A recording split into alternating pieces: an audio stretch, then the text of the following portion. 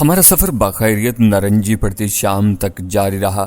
ہم کچا صادقہ آباد روڈ اور اس کے بعد نہر بھی کراس کر چکے تھے۔ جنوبی پنجاب اور دریا کی دوسری جانب کے زیادہ تر علاقے بیک وقت ویران، خشک، بنجر اور جنگلات پر مشتمل تھے۔ ایک طرف قحط اور خشک سالی رہتی اور دوسری جانب کی پٹی سیلاب کی زد میں۔ یہاں میں نے تھوڑی دیر کے لیے پڑاؤ ڈالنے کا ارادہ کیا۔ گدھے کو کھول کر میں نے چرنے کے لیے چھوڑ دیا۔ قریب ٹوبہ بنا ہوا تھا، وہاں ہم نے جا کر منہ ہاتھ دھویا اور پانی پیا، اور خوراک کچے کے علاقے کی کسی بستی سے خرید کر ہم نے زیادہ راہ کے طور پر رکھی ہوئی تھی، اسی لیے ہم نے گزارا کر لیا۔ ببلی خوش تھی۔ اس نے بتایا کہ ہم مٹن بستی کے قریب پہنچ چکے ہیں۔ ہم اسے اس کے ماموں گل شادشاہ کے پاس چھوڑنا چاہتے تھے۔ ہم جدھر فروخت تھے یہ کچے کا علاقہ صحیح مگر ہریالی والا تھا۔ دور آبادی کے آثار نظر آ رہے تھے، مگر ہم نے وہاں جانے سے گریز ہی کیا تھا۔ ہم نہر کے قریب ہی ڈیرا ڈالے ہوئے تھے۔ ہمارے ارد گرد درخت، جنگلی جھاڑیاں اور کہیں کہیں مٹی کے تودے نما ٹیلے ٹبے تھے۔ ہلکی مرطوب ہوا چل رہی تھی اور موسم خوشگوار تھا۔ میں فوزیہ کے ساتھ بیٹھ گیا اور میرے اشارے پر نادو ببلی کو لے کر ایک طرف جا بیٹھی۔ میں نے فوزیہ سے راحیلہ اور اس کے اپنے متعلق تفصیل پوچھی، جس کے لیے میں پہلے ہی بہت بے چین تھا، کیونکہ راحیلہ کے ابھی تک نہ ملنے کا مجھے دکھ تھا۔ وہ میری بہن تھی۔ فوزیہ کو ہی نہیں بلکہ یہ راز نادو کو بھی میں نے بتا دیا تھا کہ راحیلہ کا میرے ساتھ کیا رشتہ تھا۔ راحیلہ میرے لیے ہر وقت ایک مشیر کی طرح رہی تھی، بالخصوص ان نازک حالات میں جب میں سیٹھ سکندر، اقبال اور سلیم چالیہ وغیرہ کے چکروں میں پڑھ کر ادموا ہوا جاتا تھا۔ تو یہ راحیلہ ہی تھی جس نے مجھے حوصلہ اور سنبھالا دیا تھا۔ بیچاری کو اگرچہ اپنا بھی دکھ تھا، مگر میں بھی مجبور تھا۔ وہ میری حقیقی بہن نہ صحیح، مگر بہرحال ایک راز کے طویل عرصہ مخفی رہنے کے سبب میں اسے بچپن اور لڑکپنے تک اپنی حقیقی بہن ہی سمجھتا رہا تھا، اور یہ راز صرف میری ماں اور راحیلہ ہی کو معلوم تھا کہ ہم دونوں حقیقی بہن بھائی نہیں ہیں۔ اور مزید یہ کہ اب تک جب کہ ہم دونوں جوانی کی دہلیز پر قدم رکھ چکے تھے، تو ماں نے یہ راز مجھ پر آشکار کرتے ہوئے یہ بھی انکشاف کر ڈالا تھا کہ اب میں اور راحیلہ میاں بیوی بننے والے ہیں۔ مگر میں نے صاف انکار کر دیا تھا اور ماں سے صاف کہہ دیا تھا کہ میں تیرے حکم سے کنویں میں چھلانگ لگا سکتا ہوں، لیکن راحیلہ سے شادی کبھی نہیں کر سکتا، کیونکہ میں آج تک اسے اپنی حقیقی بہن کے روپ ہی میں دیکھتا آیا تھا۔ راحیلہ کو اس بات کر رہی تھا کیونکہ وہ اس راز سے واقف تھی اور مجھ سے محبت کرنے لگی تھی، لیکن میں نے اسے بھی سخت لہجے میں جتا ڈالا تھا کہ وہ ایسا خیال دل میں کبھی بھی نہ لائے۔ باوجود میری اس بے رخی کے اس نے ہر کڑے حالات میں میرا ساتھ دیا تھا اور مجھے اس میں کامیابی ملتی رہی تھی۔ یوں میں اسے اب بھی اپنی حقیقی بہنوں ہی کی طرح چاہتا تھا۔ فوزیہ نے اپنی بپتا صادقہ آباد اسٹیشن سے بچھڑنے کے بعد سے بتانا شروع کی۔ ٹرین کے صادقہ آباد سے روانہ ہوتی اچانک برتھ پر سوئی ہوئی فوزیہ کی آنکھ کھل گئی تھی۔ وہ سیٹ پر مجھے نہ پا کر پریشان ہو گئی اور اس نے دوسری برتھ پر لیٹی ہوئی راحیلہ کو جگا دیا۔ سہراب سیٹ پر نہیں ہے، فوزیہ نے متوحش ہو کر راحیلہ کو بتایا۔ ٹوائلٹ گیا ہوگا؟ راحیلہ جو بھری نیند میں تھی قنوطہ لہجے میں بولی تو فوزیہ نے اسے دوبارہ جھنجھوڑ ڈالا۔ وہ ٹوائلٹ بھی نہیں ہے، اٹھو اسے تلاش کرنا ہے، کہیں وہ نیچے پلیٹ فارم پر نہ رہ گیا ہو۔ راحیلہ کو اب فکر ہوئی اور وہ آنکھیں ملتے ہوئے اٹھ بیٹھی۔ دونوں نے مجھے بوگی کے تقریباً سارے ٹوائلٹ میں دیکھ لیا۔ اب انہیں تشویش ہوئی۔ مسافروں سے پوچھا بھی تو ایک نے بتایا کہ میں صادقہ آباد کے پلیٹ فارم پر اترا تھا۔ راحیلہ کو اور تو کچھ نہیں سوجا، اس نے ٹرین کی زنجیر کھینچ دی۔ ٹرین ذرا دیر میں رک گئی۔ کنڈکٹر گارڈ بوگی میں داخل ہوا۔ ان دونوں نے میرے بارے میں بتایا۔ وہ سخت بیزاری کا اظہار کرتے ہوئے چڑ کر بولا، او بیبیو، وہ کوئی بچہ تو نہیں تھا نا جو اسٹیشن پر رہ گیا؟ اب اگلے اسٹیشن پر گاڑی رکے گی، دوسری گاڑی کے آنے کا وقت ہونے والا ہے، اس میں دوبارہ صادقہ آباد پہنچ کر اسے تلاش کر لینا، نہیں ہم دوسرے اسٹیشن پر رک کر ریلوے تھانے میں رپورٹ کریں گے۔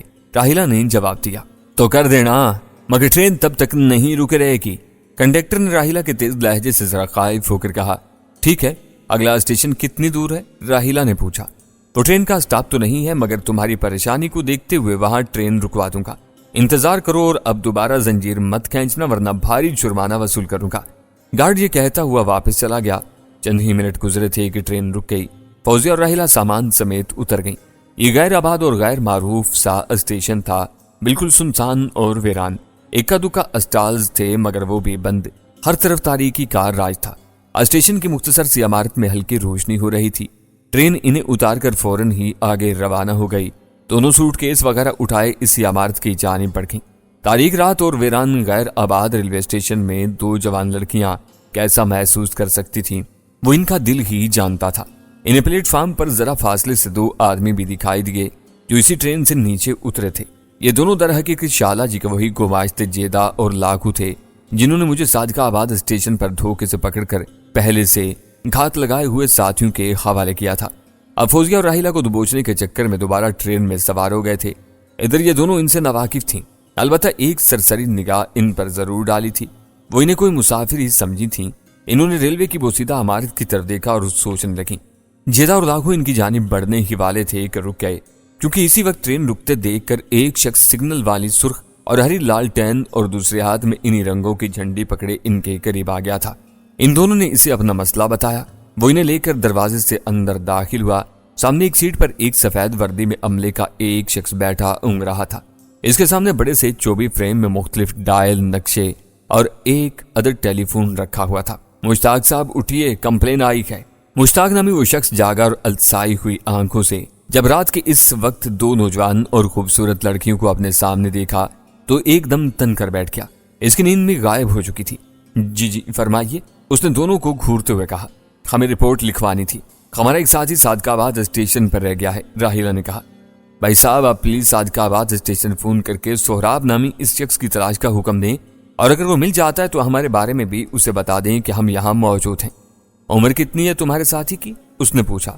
وہ نوجوان ہے جی، ہماری ہی عمر کا ہے، ہمارا عزیز ہے وہ، راحیلہ نے جواب میں بتایا۔ اچھا، مشتاق نامی اسٹیشن کلرک عجیب سے لہجے میں بولا۔ آپ سامنے بیٹھیے، میں دیکھتا ہوں۔ کہتے ہوئے اس نے دونوں کو سامنے ایک دیوار گیر لکڑی کی بینچ پر بیٹھنے کا اشارہ کر دیا۔ وہ دونوں خاموشی سے بیٹھ گئیں اور امید بھری نگاہوں سے کلرک کی طرف دیکھتی رہیں۔ اس نے اپنے سامنے رکھے فون سے صادقہ آباد ریلوے اسٹیشن میں انکوائری میں فون کیا اور ساری صورتحال بتا دی۔ اس کے بعد اس نے ریسیور رکھا اور ان کی طرف دیکھ کر بولا، پریشان ہونے کی ضرورت نہیں، میں نے بتا دیا ہے، وہ پلیٹ فارم پر اعلان کر رہے ہیں کہ سہراب نامی شخص اگر پلیٹ فارم پر موجود ہے تو فوراً ریلوے انکوائری آفس کا رخ کرے۔ فوزیہ اور راحیلہ نے اس بھلے مانس آدمی کا شکریہ ادا کیا اور خاموشی سے بیٹھی رہیں۔ مشتاق ان سے پوچھنے لگا کہ وہ کہاں جا رہی تھیں، ان کا ساتھی کون تھا، وغیرہ وغیرہ۔ راحیلہ ہی اسے مناسب اور مختصر انداز میں جواب دیتی رہی۔ اس دوران میں کھڑکی سے پار نظر آنے والے نیم تاریک پلیٹ فارم پر راحیلہ کی نگاہ ان دونوں جیدے اور لاکھو پر پڑی۔ وہ بھی اندر ہی دیکھ رہے تھے، پھر آگے بڑھ گئے۔ راحیلہ نے پھر بھی ان کی طرف کوئی توجہ نہیں تھی۔ کافی دیر گزر گئی تو راحیلہ نے اسے دوبارہ فون کر کے پتہ کرنے کی درخواست کی۔ مشتاق نے دوبارہ فون کر کے معلوم کیا تو عقدہ کھلا کہ اعلان کے باوجود سہراب یا کسی بھی شخص نے صادقہ آباد ریلوے اسٹیشن کے انکوائری آفس سے رابطہ نہیں کیا ہے۔ اب کیا ہوگا؟ سہراب آخر کدھر چلا گیا؟ فوزیہ ایک دم پریشان اور ہراساں ہو کر بولی، خدا کے لیے سہراب کے ساتھ کوئی حادثہ تو نہیں ہو گیا ہے؟ مارے تشویش کے فوزیہ بینچ پر سے اٹھ کھڑی ہوئی تھی۔ حوصلہ رکھو، میں دیکھتی ہوں، اللہ خیر کرے گا۔ راحیلہ نے بھی اٹھ کر اسے تسلی دی اور مشتاق نامی اس بھلے مانس آدمی سے پھر درخواست کی، بھائی صاحب آپ پلیز یہاں ریلوے پولیس سے ہمارا رابطہ کروا دیں، بڑی مہربانی ہوگی آپ کی، آپ نے اتنا تعاون کیا، تھوڑا اور کر دیں۔ تعاون کرنا تو ہمارا فرض ہے بیبی، آپ بالکل پریشان نہ ہوں، مشتاق خلیق لہجے میں بولا۔ مسئلہ یہ ہے کہ یہ ایک چھوٹا سا اسٹیشن ہے، پولیس تھانہ باہر ہے، اب اسٹیشن کی عمارت سے سیدھی نکل جائیں اور دائیں جانب مڑ جائیں، سامنے ہی آپ کو تھانے کی پیری عمارت دکھائی دے جائے گی۔ کیا وہاں تک آپ ہمارے ساتھ نہیں چل سکتے؟ فوزیہ نے ملتجئی نگاہوں سے اس کی طرف دیکھتے ہوئے کہا، ضرور چلتا، لیکن میں یہاں پینل ڈیسک پر بالکل اکیلا ہوں، مجھے منٹ میں کالیں ریسیو کرنا پڑتی ہیں اور آتی جاتی ٹرینوں کے بارے میں ریکارڈ نوٹ کروانا ہوتا ہے۔ وہ جو آدمی ہے جھنڈی والا، راحیلہ نے تجویز دی، اسے پلیز ہمارے ساتھ ذرا تھانے تک، وہ بھی اکیلا ہے، اس وقت ہم دونوں میں سے کوئی اپنی ڈیوٹی ایک سیکنڈ کے لیے بھی چھوڑنے کا متحمل نہیں ہو سکتا۔ مشتاق بولا، پھر انہیں حوصلہ دیتے ہوئے بولا، آپ بالکل فکر نہ کریں اور بے دھڑک چلی جائیں، تھانہ زیادہ دور نہیں ہے۔ ناچار دونوں آفس سے باہر آ گئیں اور تاریک ویران پلیٹ فارم پر نیم مردہ قدموں سے چلنے لگیں۔ آپ دونوں شاید اپنے اس ساتھی کی وجہ سے پریشان ہیں جو صادقہ آباد اسٹیشن پر تھوڑی دیر کے لیے اترا تھا۔ اچانک ایک کھردری سی مردانہ آواز ان کی سماعتوں سے ٹکرائی اور وہ چونک کر پلٹی۔ راحیلہ نے دیکھا یہ دونوں وہی مسافر تھے جو اسی ٹرین سے اترے تھے۔ نامساعد حالات اور پریشانی کے سبب وہ دونوں انہیں اپنا مددگار سمجھنے لگیں۔ راحیلہ نے تو نہیں، البتہ بیچاری فوزیہ نے فوراً امید بھری نگاہوں سے ان دونوں کی جانب دیکھتے ہوئے فوراً اسبات میں سر ہلا کر کہا، ہاں بالکل، ہم اپنے اسی ساتھی کو تلاش کر رہے ہیں، کیا آپ اس کے بارے میں کچھ جانتے ہیں؟ پلیز ہماری مدد کریں۔ راحیلہ اب ان دونوں کو شک کی نگاہ سے دیکھنے لگی تھی۔ وہ فوزیہ کے مقابلے میں زیادہ ہوشیار اور چوکنا لڑکی تھی۔ ہاں کیوں نہیں، ہمارے سامنے ہی تو نیچے اترا تھا، جیدہ چالاکی سے بولا۔ پھر صادقہ آباد اسٹیشن کے ایک ٹی اسٹال سے چائے پی کر وہ باہر چلا گیا تھا؟ باہر چلا گیا تھا؟ ہرگز نہیں، राहिला एकदम तिनक कर बोली, वो हमें ट्रेन के अंदर छोड़कर भला बाहर क्या करने जा सकता है? आप हमारा रास्ता छोड़ें, हम खुद ही उसे ढूंढ लेंगे। राहिला की तड़ी पर वो दोनों एक तरफ हो गए। राहिला ने हैरान परेशान खड़ी फौजिया का बाजू थामा और फौरन आगे चल दी। इसके बाद फाटक से बाहर आ गईं और चंद लहजों के लिए रुककर अतराफ का जायजा लेती रहीं। मेरा तो दिल होल रहा है राहिला, खुदा करे सोहराब खैरियत से हो। फौजिया एक गहरी तशवीश तले अपनी पेशानी मसलते हुए बोली, अल्लाह बेहतर करेगा फौजिया, हौसला रखो, मैं तुम्हारे साथ हूं ना। राहिला ने अजराह तशफी उससे कहा। हकीकत यही थी कि बेचारी राहिला मेरी इस तरह अचानक गुमशुदगी पर खुद भी परेशान और मुतवाहिश सी हो रही थी, लेकिन वो फौजिया के मुकाबले में जरा ज्यादा हिम्मत और जुर्रत वाली और हौसलामंद लड़की थी। तुम्हारा क्या ख्याल है, सोहराब के साथ खुदा न खास्ता क्या हादसा पेश आ गया होगा? फौजिया ने तशवीश ज़दा लहजे में राहिला से पूछा। राहिला का जहन बहुत पहले ही से इस बारे में सोचने में मुनहमिक था।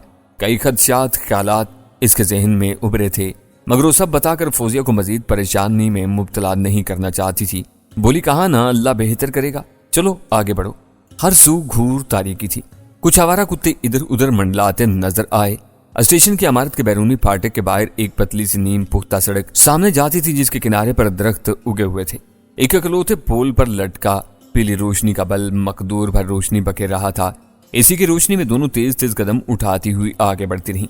एक एहतियात के पीछे नजर राहिला ने मुड़कर देखा तो वही दोनों मशकूक आदमी जेदा और लाखू इनके पीछे पीछे चले आ रहे थे। भागो फौजिया, राहिला ने कहा और दोनों ने दौड़ लगा दी। जेदा और लाखू भी इनके ताक़ुब में दौड़ने लगे। राहिला इन दोनों को ऐसे ही बदमाश समझी थी जो अमूमन रात में जवान औरतों और लड़कियों के पीछे लग जाते हैं। बिलाकर दाएं जानिब घूमती सड़क के साथ वो दोनों मुड़ गईं। सामने ही इन्हें चंद गाम के फासले पर एक छोटी सी पीली इमारत दिखाई दे गई। वहां कुछ रोशनी हो रही थी। इनकी रफ्तार बढ़ गई। फाटक पर एक सादा वर्दी वाला शख्स कुर्सी पर बैठा बीड़ी पी रहा था। इन्हें देखकर वो खड़ा हो गया।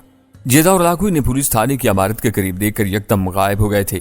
शायद इन्हें मजीद किसी और अच्छे मौका की उम्मीद थी। कौन हो आप, यहाँ क्या कर रही हो? उसने इनका जायजा लेते हुए पूछा। राहिला ने उसे अपना मसला बताया तो वो कुछ सोचकर इन्हें अंदर ले गया। मुख्तसर से कच्चे अहाते में पुराने मॉडल की पुलिस जीप खड़ी थी और दूसरी तरफ अहाते की साल खोरदा दीवार के बिल्कुल पास एक पुलिस मोबाइल भी खड़ी थी, मगर इस तरह के इसके चारों टायर फ्लैट थे और न जाने बरसों इस तरह खड़े रहने के सबब वो कच्ची जमीन में धंस गए थे। शीशे भी उसके टूटे हुए नजर आ रहे थे। वो एक बेकार गाड़ी थी। कुछ टूटे फूटे फर्नीचर का ढेर भी बिखरा दिखाई दिया। सादा वर्दी वाला इन्हें लिए बरामदे की सीढ़ियां चढ़ता हुआ एक कमरे के दरवाजे के सामने रुका, चिक हटाई और इन्हें लेता हुआ अंदर दाखिल हो गया। सामने एक मेज कुर्सी मौजूद थी। वर्दी में बैठा शख्स दोनों टांगे मेज पर धरे कुर्सी की पुश्तगाह से टेक लगाए खराटे ले रहा था। निजाम साहब, एक कंप्लेन आई है। वो आदमी हड़बड़ा कर जागा और फिर दो नौजवान लड़कियों को देखकर एकदम सीधा होकर बैठ गया। वो अब घूर घूर कर इन दोनों को देख रहा था। फिर उसने सामने एक बेंच पर इन्हें बैठने का इशारा किया। राहिला ने उसे सारी बात बता दी और मदद की दरख्वास्त कर डाली। तो बोला, देखें बीबी, ये मामला हमारी हदूद में तो पेश नहीं आया है ना, बट इंस्पेक्टर साहब भी अचानक पूरी नफरी लेकर किसी बड़े ऑपरेशन पर गए हुए हैं, तो फिर हम अब क्या करें? हमारे पीछे तो वो गुंडे भी लगे हुए हैं। राहिला ने तड़क कर कहा। वो फितरतन न डर थी। कांस्टेबल जिजबिज सा हुआ, फिर बोला, आप फिर इधर ही बैठ जाएं, आराम से रात गुजारें, मुझे खुद सारी रात इधर ही मौजूद रहना है। राहिला सोचती बन गई। इसके पास कांस्टेबल का मशवरा मानने के सिवा और कोई चारा नहीं था, तो अब ऐसे वक्त में जाती भी कहां। उसने इस बात में जवाब दिया तो फौजिया एकदम फिक्रमंदी से बोली, नहीं, सुबह तक तो ना जाने सोहराब के साथ क्या हो जाए, हमें वापस स्टेशन जाना चाहिए। कार्ड ने बताया तक दूसरी जानिब से ट्रेन आने वाली है, इसमें सवार होकर हम सादिकाबाद रवाना हो जाएंगे। सोहराब वहीं खोया है, उसे तलाश भी वहीं किया जाना चाहिए। फौजिया को बाजिद देखकर राहिला भी खामोश हो गई। वो दोनों थाने की इमारत से बाहर आ गईं। वही आदमी फाटक पर बैठा था। राहिला ने इधर उधर देखा। वो दोनों बदमाश जेदा और लाखू गायब हो चुके थे। दोनों दोबारा तेज तेज कदमों से रेलवे स्टेशन की जानिब बढ़ने लगी। अचानक ही उन्हें वही दोनों बदमाश एकदम तारीकी से नमदार होते दिखाई दिए। सामान फेंक कर भागो फौजिया, राहिला चीखी। दोनों ने यही किया। वो इजाफी बोझ के साथ नहीं दौड़ सकती थी। दोनों बदमाश भी इसी सिम्मत पर इनका रास्ता रोक के खड़े थे जिस तरफ थाना था, ताकि ये दोनों भागकर दोबारा थाने का रुख न कर सकें। दोनों बग टुट भागी, वो भी इनके ताक़ुब में लपके। इन्होंने पतली सी सड़क छोड़कर घने दरख्तों और झाड़ियों की तरफ रुख किया। फिर अंधेरे और तारीकी से फायदा उठाती हुई वो इन्हें जुल देकर बहुत आगे जा निकली। यहाँ तक कि एक आबादी देकर उन्होंने पनाह के लिए मजबूरन एक घर का दरवाजा भी खटखटा दिया, मगर दस्तक के लिए पहला ही हाथ मारा था कि दरवाजा खुद ही खुल गया। दोनों पहले ही अपने हवासों में नहीं थीं और पनाह के लिए बिला सोच समझे अंदर दाखिल हो गईं। राहिला ने पलटकर जल्दी से दरवाजा बंद कर दिया और बाद में उसे ख्याल आया कि आखिर मकान का दरवाजा खुला क्यों था या फिर किसने खोला था। इस ख्याल से वो खौफजदा सी हो गई। फौजिया की भी यही हालत थी। दरवाजा खुला हुआ था या फिर किसी ने खोला है? फौजिया बोली, नहीं, पहले ही से खुला हुआ था। राहिला ने जवाब दिया। दोनों मकान का जायजा लेने लगी। वो कोठड़ी नुमा कमरों और छोटे से नीम पुख्ता सहन के इस छोटे से मकान के सिर्फ एक कमरे में रोशनी हो रही थी। वो दोनों थोड़ी देर के लिए सरसहमा सी सहन के एक कोने में दुबकी बैठी रहीं। ताहम इन दोनों की निगाहें उसी हल्की रोशनी फूटने वाले कमरे पर जमी रही थी। दोनों का नींद और थकन से बुरा हाल था। ये घर छोटा सही लेकिन घर तो था ही, और जरूर यहाँ कोई औरत भी रहती होगी। इस तरह कोने में छुपे रहने से बेहतर था कि वो पनाह मांग लेती और आराम से रात गुजारती। मगर इन्हें खटक इस बात की थी कि आखिर इतनी रात गए एक घर का दरवाजा क्यों कर खुला हुआ था। मुमकिन था किसी वजह से रात में कोई दरवाजा बंद करना भूल गया हो। किसी नई मुसीबत में फंसने से बेहतर उन्होंने यही समझा कि इन्हें निकल जाना चाहिए। मगर फिर बाहर बदमाश जेदा और लाखों के खौफ के सबब इनकी हिम्मत न हो सकी। ये सोचकर वो दोनों अपनी जगह से उठी और आहिस्ता आहिस्ता डरते डरते उसी कमरे की जानिब बढ़ने लगी।